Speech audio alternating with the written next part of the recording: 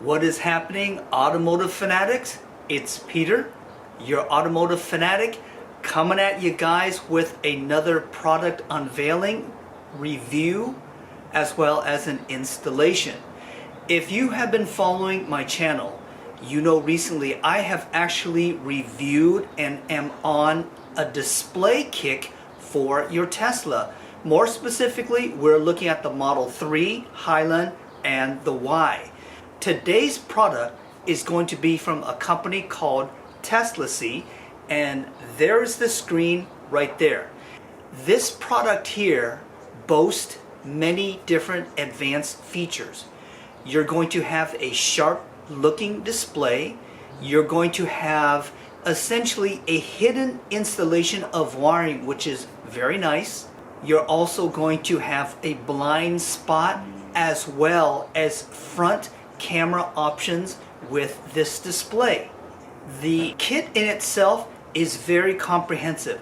They give you the display, you've got lots of wiring, as well as little clips that you're going to use to do the installation.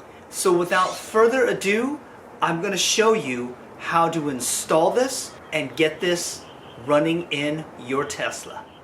Now, before we go into the full-blown install, I wanted to share with you guys some caveats as to the things that you're going to need to do to get this screen installed. Unfortunately, it's not a simple cut and dry installation compared to some of the other screens. And let me go ahead and show you some of the things that you do, or at least I recommend that you will need to do. This is going to be your base mount for the screen. Now these little, I'll call it, these little teeth here, they actually go into your dash slots. The problem with this specific device here is it's designed to go into the slots and it's supposed to lock. Now I tried it with mine. Unfortunately, it does not lock. And what happens is this becomes a little loose, and if you put the screen on it, that obviously is going to make it even more loose. So here is what I recommend. It normally comes with a little cushion on this side. I would recommend that you guys remove this cushion, install some relatively thick 3M tape, so when it goes into your dash trim, it again somewhat locks here, and because you have the 3M tape that essentially fits onto the dash, now this piece here is going to be held much tighter and your screen will not move around. And when I test fitted it, it drove me crazy, and I believe that is going to be the solution. The other thing that you're going to run into is some other screens have essentially one cable that runs through and underneath the dash. This one is going to have these little USB-C connectors that actually need to go through here, and what it does is it comes out of here and connects the screen. Also doing a test fit, the way that it's supposed to go is, hopefully you guys can kind of see, but this part, let's see here, I stand correct. It needs to be set up, and I'll show you guys later on, it needs to go through that and be in a position that it connects to the screen correctly. Otherwise, you have to twist this, and because you have to run two cables through here, it can be a little more of a challenge to fit because it is such a tight fit. So that presents a little of an issue. The other one, because again you're running it through here and that the space is so tight, the supplier gives you these little connections that are not connected so that it can go through here easier. So what you need to do is you need to take these little plastic device clips here, and it goes into here. The way that they have done it is one side there's orange or red, and then the other side there's nothing. And what you need to do is you connect the pink or place it inside of here, and you push it in until it clips. Then you know that it is secure. So I believe the way that it goes is the thicker end or the wider opening is where you're going to insert those little tabs, and it goes in here. And then from there, that will, I'll just use this as reference, that will actually connect into here like such, okay? And you'll need to do that, as that is how you're going to connect your camera.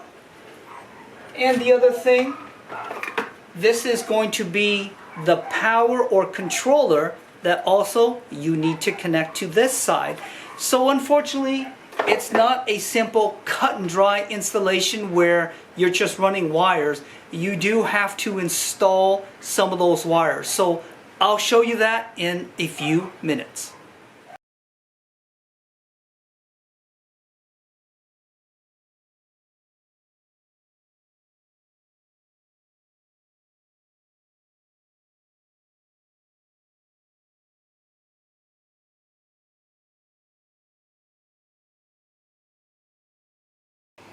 You see that I have went ahead and mounted the screen onto the dash, and we started to go ahead and do the wiring.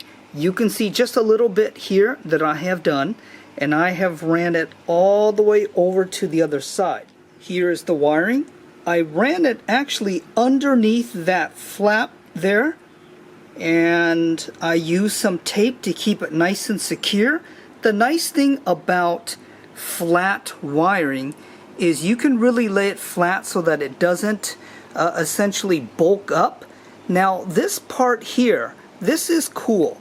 Normally when I route wiring, it's a little thicker, so I remove this screw, and you can't see it, but there's one back here. I remove that so I can tuck it down here.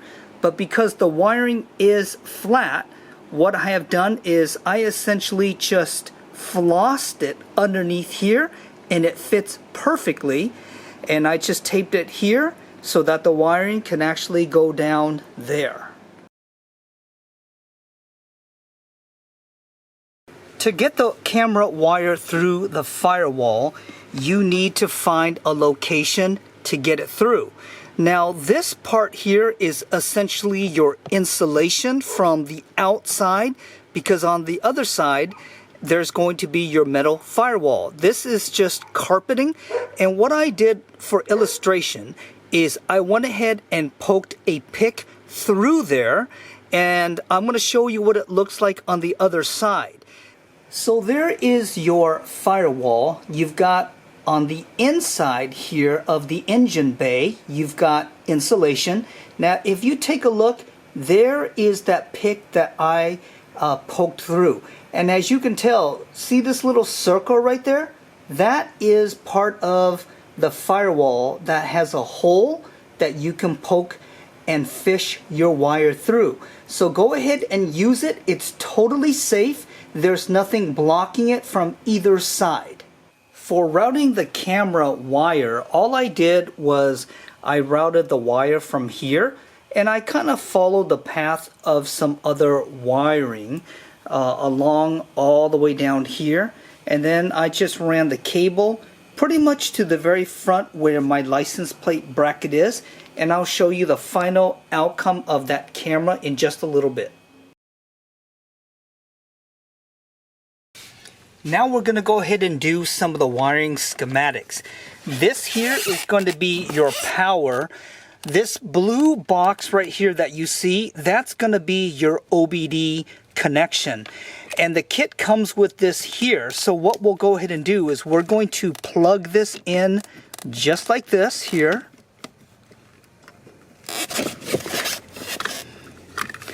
You might have to kind of move it a little bit, and it plugs in. This is an open spot in case you need to connect something else. And this box here is the module box that the unit will connect to here. So what we'll go ahead and do, I'm going to unplug this here. I will put this section down here, and then I'll just connect it right into here. So that is all that you do connecting it to the car. For the unit itself, it's going to come with these two open-end wires, and what you're going to do is you're going to connect it into here, and from there one of them will connect here. The other one will actually connect to the camera wiring that we ran earlier. So from my understanding, you see the pink wire here. That pink wire is going to match the red. So I'll go ahead and connect it, and then I will test it, make sure everything works. This is going to be my final wiring job. It's going to be difficult for you guys to see, but I have essentially run it through some wires. I had zip tied it through here and there. Here's the little control module for the screen. Again, you've got your OBD. But what I did was I just tried to make it as neat as possible. Those of you that have followed my channel know that I can be a little OCD about all of the wiring.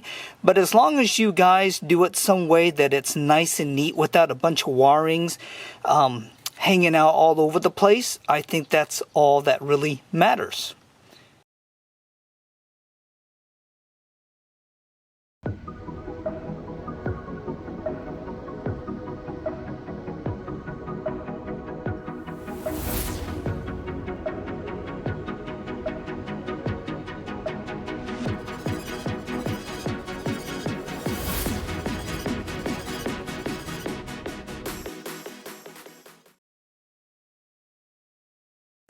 I'm going to show you some features of the Teslasy T9 here to help you use it. Now with this interface that I have here, it shows you just essentially 3 dials. We're parked, so it's going to show your park here. This is your current drive. You can customize the color of your car. You've got the park indicator and your odometer. Now you can toggle between the different user interfaces. By the right wheel, you're just going to scroll down real quick and it changes to that. You do the same thing. That's kind of a very blank canvas. And there's a total of 5 different ones that you can choose from.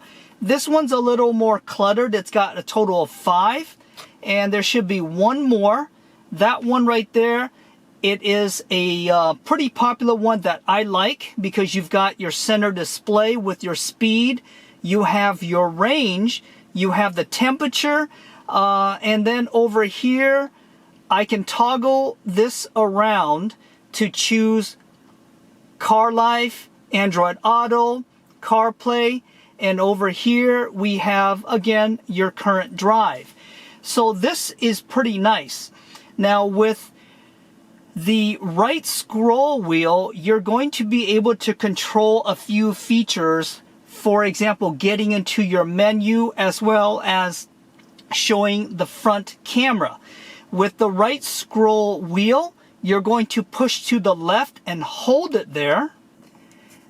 That gets you to your front-facing camera. Very nice setup here. On the right scroll wheel, you just essentially push to the left. That gets you back here. Now the top of the screen, it is a captive or touch screen. You can scroll down. You can hit your settings here. You'll scroll back up and it goes back into your settings. You have volume. You have the brightness. You can adjust the lighting to do dark all the time or to match your car. You've got color for your vehicle here, and then all these other features are going to be specific to the camera. Now you hit control. From here you can choose bar or PSI. You have loudspeaker or Bluetooth. I want to express that setting is very important. If you are using your car's Bluetooth, you want to make sure you use Bluetooth. Otherwise, if you put it on loudspeaker, it will actually play from here, which is not going to be very loud. So some of the other features or settings, you can change it to Celsius or Fahrenheit. Let's go to the system. You can choose different languages, the user interface. I believe this one's going to be your time difference and such. And then you've got the software button where you can do over-the-air update as long as you are connected to a Wi-Fi. So we'll go ahead and just go right back. All I did with the scroll wheel, I hit to the left and it goes right back into this display. Now I want to go ahead and show you guys how to get into Android Auto or CarPlay. Here's my phone. It was previously paired up. So what I'll do is I'm going to delete my Bluetooth connection from the car. You're going to use your right scroll window or wheel. You're going to scroll up and down, and what it does is it changes this right here. You're going to scroll to CarPlay or Android Auto. You're wanting to push to the right to select it. It'll ask you need to pair your phone. So what I'll do is I'm going to go ahead and hopefully you guys can see. I'm going to pair it up. Let's see right there. You guys should be able to see. I'll pair it up right here, and it's going to connect pretty soon. And there is Android Auto for me. You can do all kinds of things. You can you can talk to it like regular. I'll go ahead and give you an example. Hey Google, directions to McDonald's. And as you can see, it went ahead and pulled it up. We'll go ahead and select this right here. You can hit start. It takes you right to the McDonald's. So that's really nice. You can go ahead and ask Google to text. So, hey Google, text Peter. It'll give you a few right here to choose from. So it's nice that it can go ahead and do that. We'll cancel out of that. To get back to your home screen, all you're going to do is on that right scroll wheel, you're just going to push to the left and it gets you right back here. The other nice feature with the CarPlay, you can go ahead and stream. So we're going to go ahead and get back into CarPlay / Android Auto.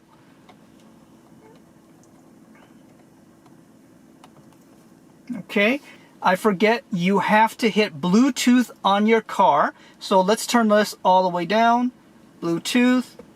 And I'm going to keep it very low. I can hear it. It is playing through the music there. I'll put pause. I can go to one of my channels or one of my own YouTube videos. We'll just do a quick short. I'll turn up the volume.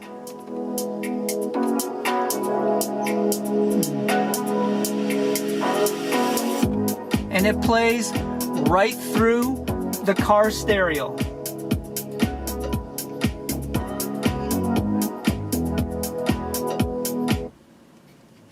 All right, so that works exceptionally well.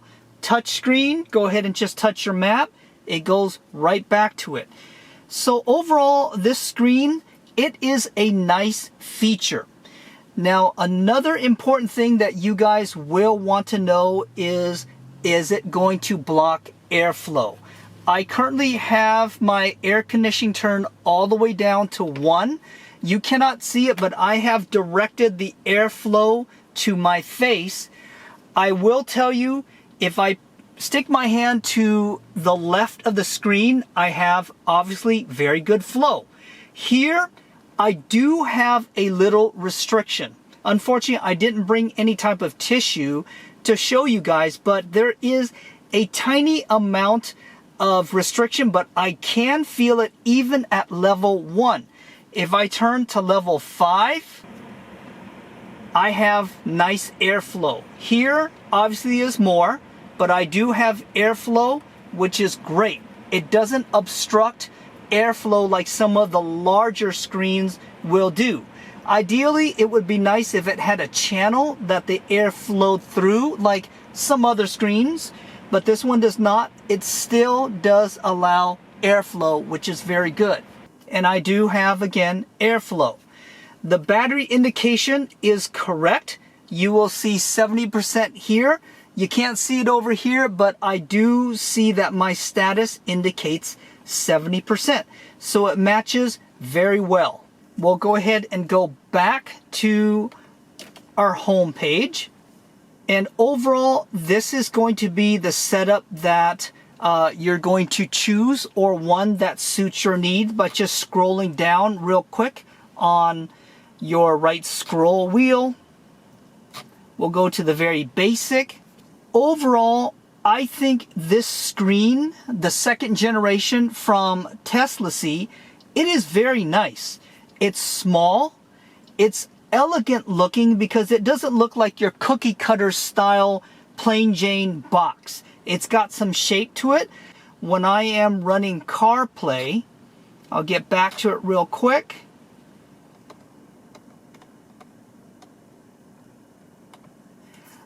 I do wish this was a little larger, but in all honesty, I can live with it with how it looks. It looks fabulous in my opinion, nice and sharp. I'm going to go ahead and return back home where I will tell you guys what I think as a final thought on this screen. Is it worth it, or is it a complete waste of money? Now that you have seen a full demonstration of the unit, I want to go ahead and answer the question that all of you are probably asking at the moment. Is the screen worth it? With my experience using many other screens, I want to let you know that I think overall this screen is actually quite nice.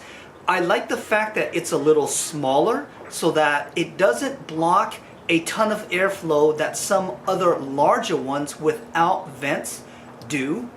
I do like the fact that the display itself is very crisp and sharp. When you are using CarPlay or Android Auto, the mapping feature looks fabulous. So I do think overall this is going to be a good pickup for your Tesla. If you are interested, I will go ahead and drop a link below in the description so that you can go ahead and purchase it with a discount code as well. Hopefully today's review video of the display has helped you decide on whether it's worth it for you or if you want to pursue a different avenue. And as usual, my automotive fanatic family, I want to thank you for joining me on another screen review installation video. And if you have not already, please consider subscribing to my channel. I'm working extra hard again to get to that 10,000 subscribers that I have been chasing at. Until the very next time, this is Peter, your automotive fanatic, signing off.